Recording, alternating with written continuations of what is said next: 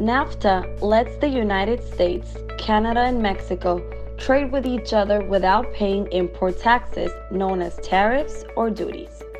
Like any free trade agreement, NAFTA has rules of origin. Rules of origin are the criteria needed to determine the regional source of a product. These rules require goods to have a certain amount of content made by the trading partners to receive NAFTA's benefits. The Trump trade team aimed to toughen NAFTA's rules of origin to require even more content from within the region.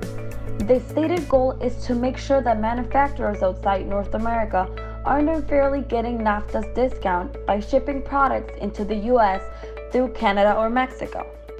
So, why might tightening these rules fire back? Take the example of a car made in Mexico. Right now, for a finished car to enter the US duty-free, NAFTA requires a 62.5% of the value of the car to be made in North America, which is already very high compared to free trade agreements in other regions.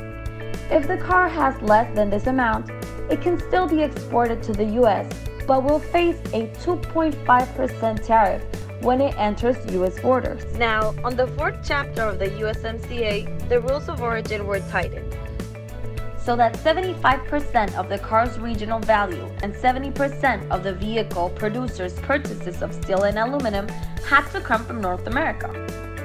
The chapter also talks about strong content requirements for 7 core parts, such as engines and transmissions. It forces manufacturers to comply with a new labor of content rule, which requires 40% of auto content be made by workers earning at least $16 per hour to qualify for a duty-free treatment. Will that increase the North American content of goods? Not necessarily.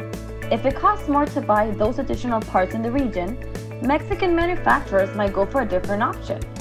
Find cheaper parts from other regions, such as Asia or Europe, and simply export the car to the US with a 2.5% tariff instead. It's an easy business decision. If buying parts from within the region raises the cost of the car by more than the 2.5% tariff, companies will look elsewhere for parts.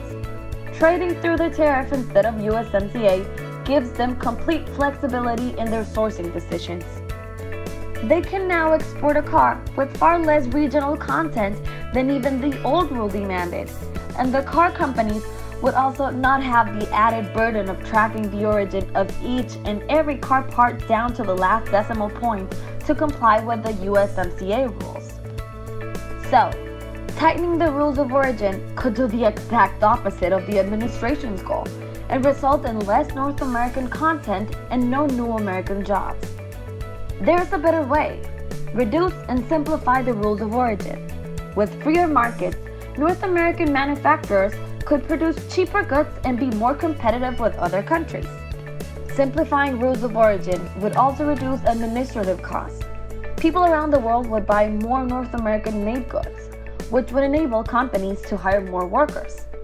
By reducing and simplifying rules of origin, the administration could give producers more incentives to manufacture in the region, leading to benefits for American companies, workers, and consumers.